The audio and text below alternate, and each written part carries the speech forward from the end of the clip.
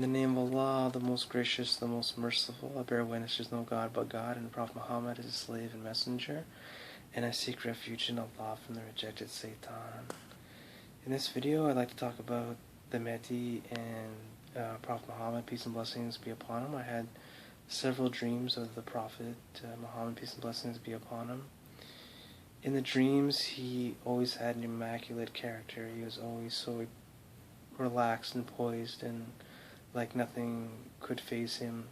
The first time I saw the Prophet, peace and blessings be upon him, he was kind of like, he kind of sunk his chest in a little bit and his shoulders closer together to actually make himself look less intimidating, less like, he tried to make himself look weak, like not intimidating to me the first time that we met.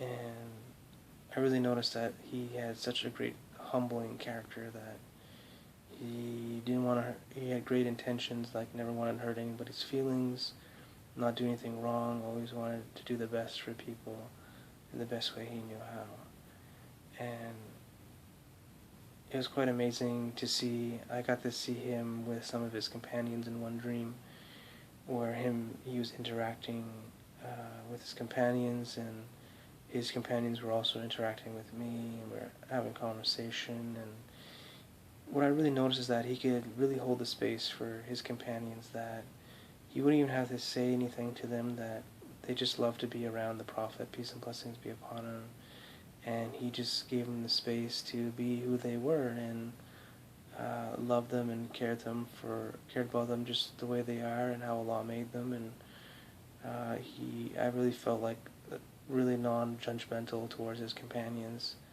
and really created a space of balance and harmony for his companions. And just being around the Prophet, you feel more closer to Allah and more blessed to be around him. So his companions also felt that as well, and they seemed very happy to be around the Prophet, alhamdulillah, in the dreams. And he is just like the way he's explained in the hadiths. You know, he's got the darker hair, the black hair.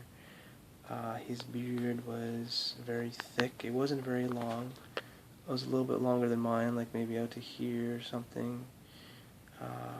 And it was very bushy beard. It was very, very thicker than my beard, and in some areas in his beards it would turn in. The hairs would like curl in some areas.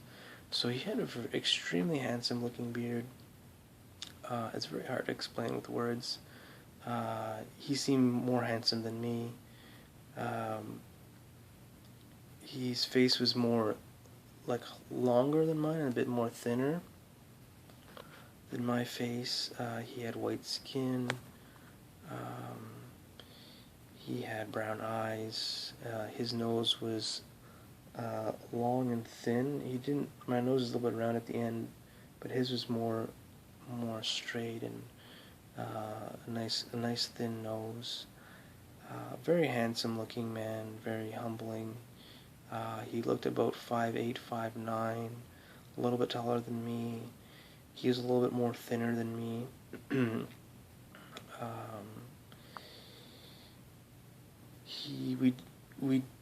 I did notice that when I did see him, that we did look alike, that it looked like we had some genetic connection together from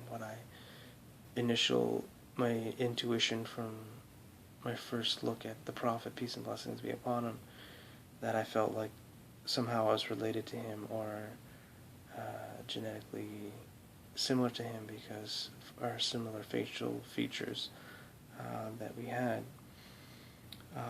In one dream, I did see him have green eyes in the dream, where he changed his eye color to green, but in all the other dreams that I saw, that he had brown eyes.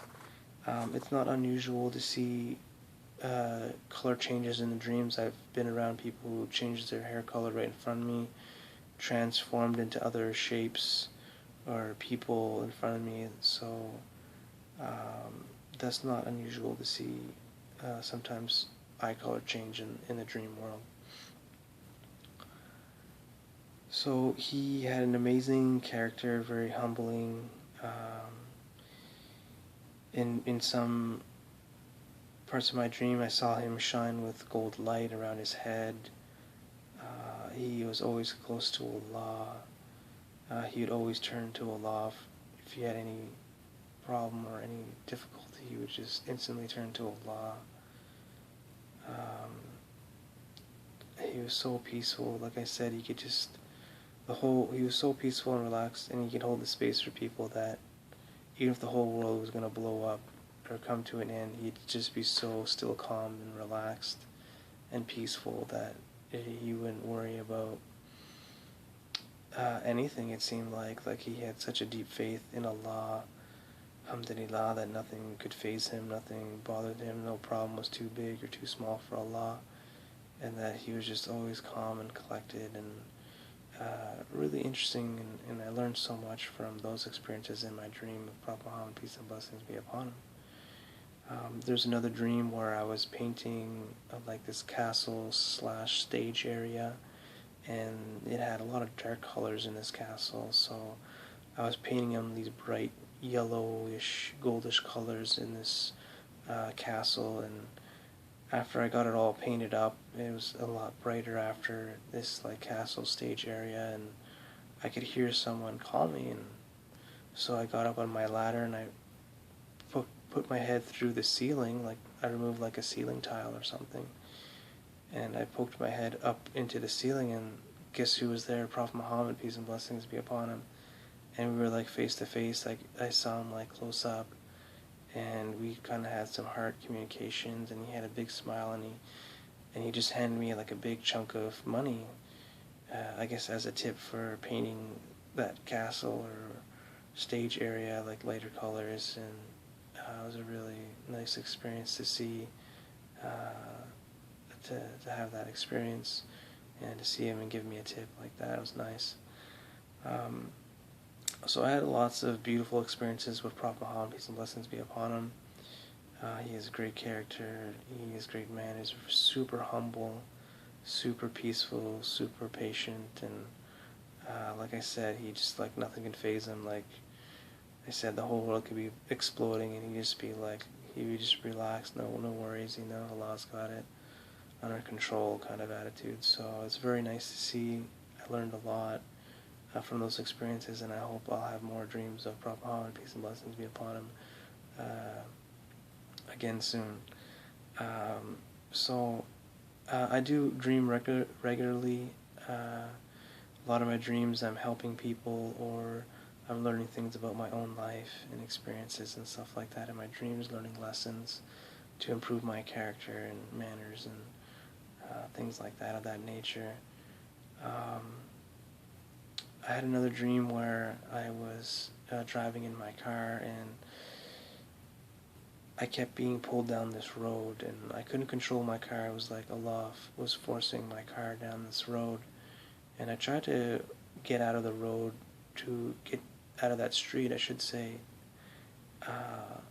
but it kept pulling me back, and so on the second time it was pulling me back down that road, I could hear someone call me, and they said Mahdi, and then that got my attention in my dream, so I went to these two women, one of them who called me, and they were both wearing hijab, and the woman asked me to heal her about 6-month-old son. So she kind of like held her son out to me, and I put my right hand on her son's chest area, and I just asked Allah to bring this soul, this young boy, closer to Allah, and maybe close to Allah, and I could see her son start glowing with a golden light, and around her son's head like shone beautiful gold light, and his mother was just so happy, and she was so happy that she just gave me a bunch of money, like a big handful of money, and I was so shocked in the dream that she would give me money for doing that, and I felt that was such a kind gesture that I have to like give that money back to her. Like I put my own like $20 bill on top of the money she gave me, and I said, "Here, just take it." Like it was my pleasure to help out. And she just insisted and like gave me all the money, even the money I gave her.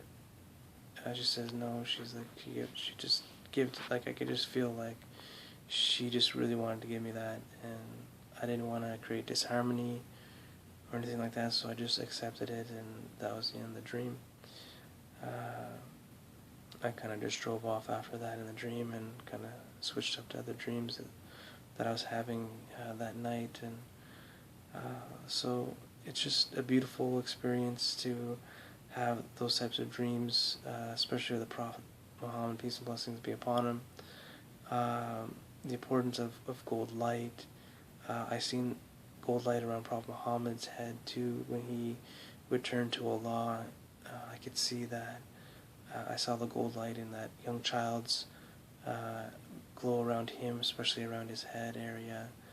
That we can have that gold light in this world and also in the next world, and I believe that gold light is bringing us closer to Allah, the unique creator of all that exists, and we can visualize gold light around us for blessings and stuff like that, that Allah can increase our vibration and closeness to Him with His light that He puts in us, and that spark that Allah puts in all of us, that we can shine beautiful in this whitish gold light, and Allah can permeate this world even more deeply, and we can be closer to Allah, the most gracious, the most merciful, and increase our happiness, increase our paradise state, and increase our joy in this world, and always striving to live in a more harmonious and peaceful and amazing state that Allah wants for us all. And may we all be blessed and guided and protected, that Allah guide us and increase our light, and may we all be united in love and passion for our Creator that blesses us every day with in so many ways that it's just amazing to see.